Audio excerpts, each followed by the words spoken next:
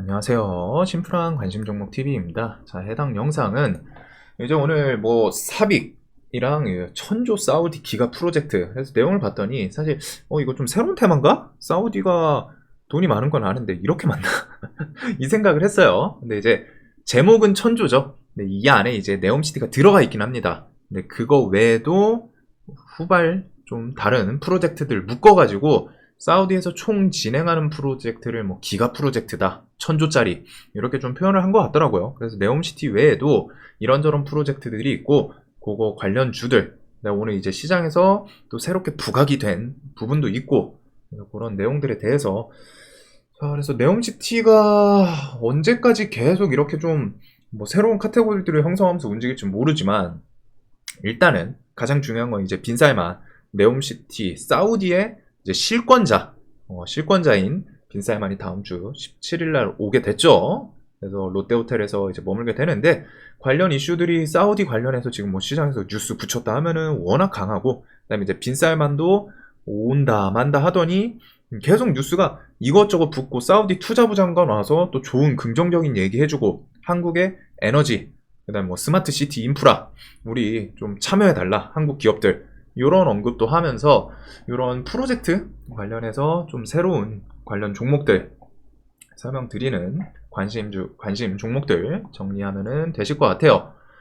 자, 그래서 천조 사우디 기가 프로젝트라는 키워드가 있고, 그 다음에 이제 네옴시티, 오늘 이제 삽입 관련 테마들이 좀 부각이 됐죠. 얘네들은 좀 거래대금은 좀 아쉽기는 합니다. 네, 일단은 네옴시티 카테고리가 뭐 코로나급까지는 아닌데 상당히 커지고 있어요. 그래서 네옴시티, 이 사우디 엮어서 네옴시티 당연히 건설이 저는 가장 주력이라고는 생각합니다. 근데 그 안에서 이제 카테고리들이 하나하나 나뉘고 있습니다. 뭐 건설 있고 시멘트 있고 수소 있고 그러면서 오늘 이제 좀 삽입, 뭐 네옴시티 사업에 이제 삽입이라는 기업이 좀 참여하고 그래가지고 찾아봤더니 삽입이 일단 사우디 화학 제조 기업이더라고요.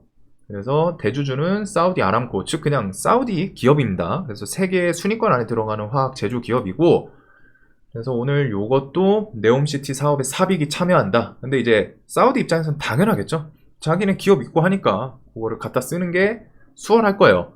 그래서 삽입이 참여한다라고 얘기가 나오면서 삽입 관련해서 우리나라 종목들이 좀 부각이 됐습니다. 그래서 삽입 관련해서 세우글로벌이 일단 상한가를 갔는데 삽입 플라스틱 국내 대리점 운영 삽입이 뭐 이제 화학 제조 기업이다 보니까 그거 관련해서 이제 플라스틱을 판매하는 뭐 그런 거에 대해서 국내 대리점 운영 요 이슈로 갖다 일단 세우글로벌이 아무래도 직접적으로 뭐 대리점 운영한다고 하니까 부각을 시킨 것 같은데 얘가 일단은 상한가를 갖고 그 다음에 SGC 이테크 건설 과거에 삽입과 가스, 메탄올, 암모니아, 질소 생산 설비 등 프로젝트 좀 여러 개를 수행했더라고요. 뭐 10개 넘게 10개쯤 프로젝트를 수행했던 이력이 있습니다.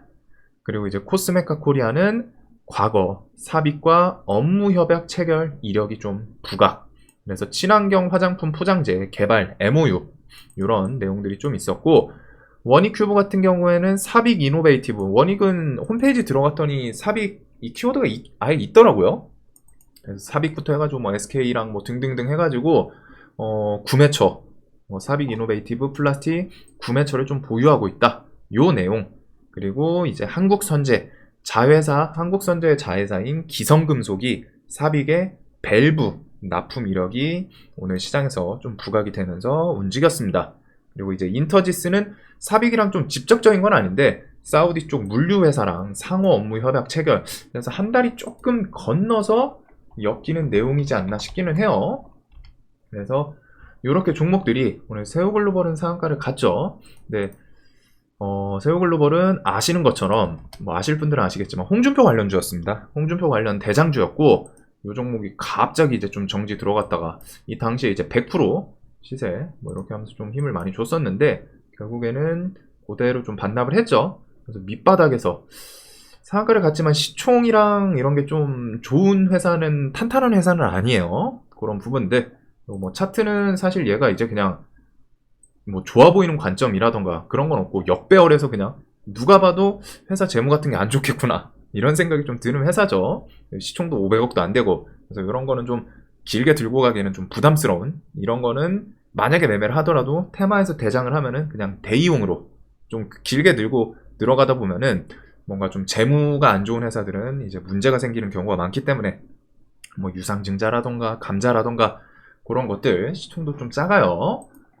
자, 그리고 오늘 이 삽입 테마를 전체적으로 좀 부각은 됐는데 종목들이 그 뭐야 호가가 시총도 그렇고 대금도 그렇고 오늘은 좀 아쉽습니다. 종목들이 일단 거래 대금이 300억도 안 돼요. 한국선제도 500억이 안 됐습니다. 500억 가까이 터졌죠. 근데 최근 시장에서 괜찮게 움직여줄 땐 기본적으로 1000억 단위는 터져줘야 되거든요. 막 2000억, 3000억. 근데 이제 오늘은 그런 게 좀 없지 않나. 그래서 얘네는 뒤에 거래 대금이 조금은 더 누적되는 게 좋지 않을까.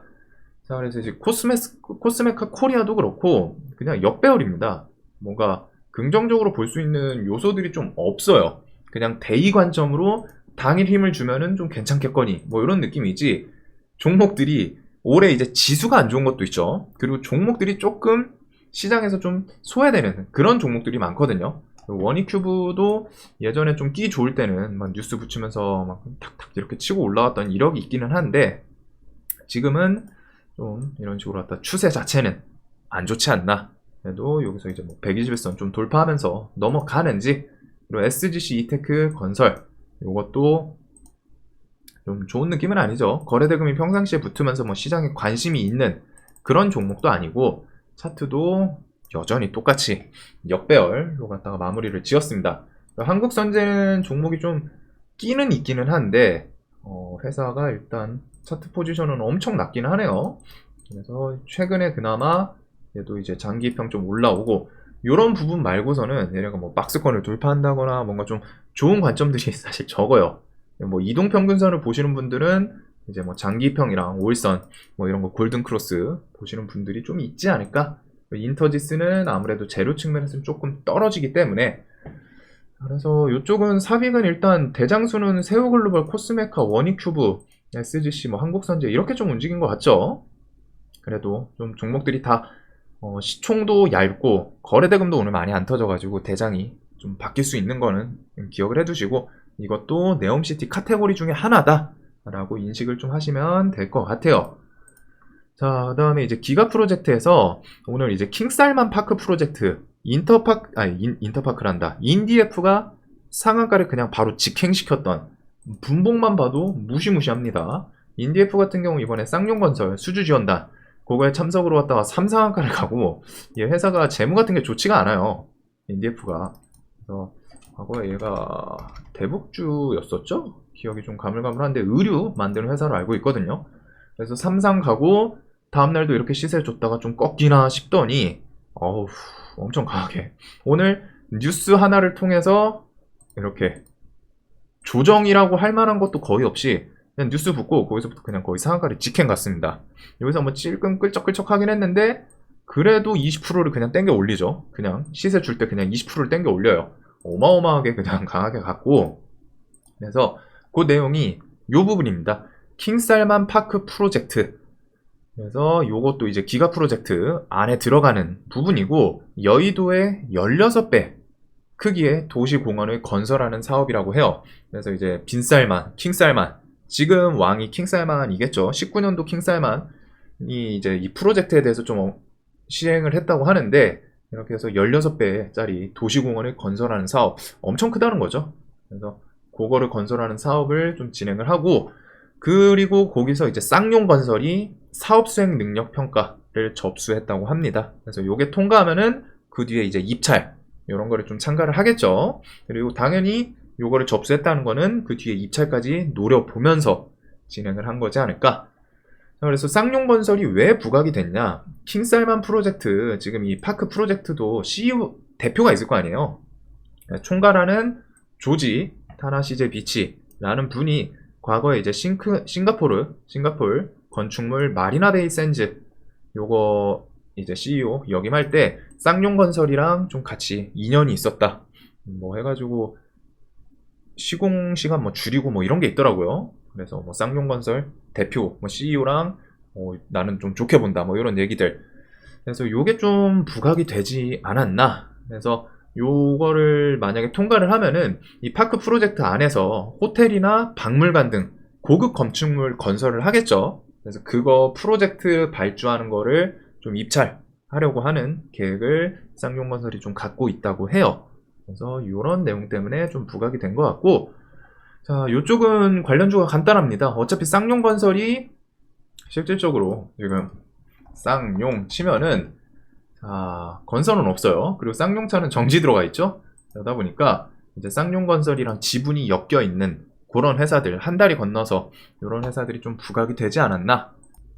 그래가지고 쌍용건설의 이제 지분 글로벌 세아가 이제 최대 주주거든요. 99% 정도 갖고 있는 걸로 알고, 글로벌 세아가 쌍용건설의 최대 주주인데 이 글로벌 세아가 인디에프의 지분을 또 65%를 보유하고 있습니다. 그래서 인디에프의 최대 주주인 거죠. 인디에프의 최대 주주이기도 하고 쌍용건설의 최대 주주이기도 한 글로벌 세아. 즉 이제 계열사 개념으로 좀 엮인 부분이에요. 사실상 인디에프가 뭐 쌍용건설이랑 직접적인 지분이 뭐 연결돼 있고 그런 건 아닌데, 이제 대주주 최대 주주가 같다라는 공통점, 그리고 시장에서 쌍용건설이 그만큼 지분으로 뭔가 엮여 있는 그런 거리 종목이 없는 거죠.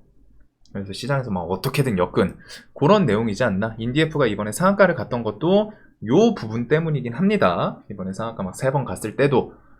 자, 그리고 지금 인디에프가 내일 정지 들어가다 보니까 그것 때문에 이제 테린 포장이 지금 시간에 상한가를 갔어요. 그래서 테린 포장도 글로벌 세아의 계열사입니다. 즉 쌍용건설이랑 직접적으로 연결된 건 아닌데, 글로벌 내용이 이런 거죠. 글로벌 세아라는 이제 계열, 글로벌 세아 그룹 밑에 여기 쌍용건설 있고 여기는 인디에프 있고 여기는 테린 포장 있고, 그래서 얘네들이 이렇게 같은 계열사다 해가지고 엮어서 시장에서 움직인 부분이지 않나. 인디에프가 이제 정지 들어가니까 테린 포장이 지금 시간에서 상한가를 가고, 자, 그래서 지금 뭐 이런 종목들이, 와, 인디에프가 이렇게 엄청 세게 움직이네요.